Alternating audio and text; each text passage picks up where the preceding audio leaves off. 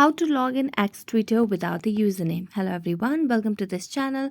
I'm Emily and I'm here to help you out today. So without any delay, let's get started. So first of all, make sure that you have the latest version of the X Twitter application on your device. So let's search for the application on the Play Store.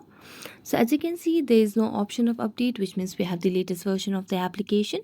So we're going to tap on open and it will lead us to the X Twitter application's homepage. Now it will give you a home page something like this where you can continue with Google if you have an account, or you can just create a new account. So since we already have an account, in order to log in, we can just tap on continue with Google.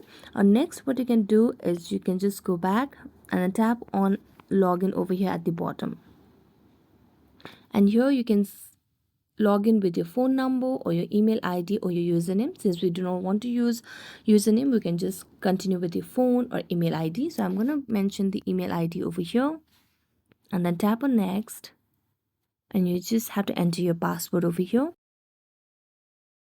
So just enter the password and then tap on login.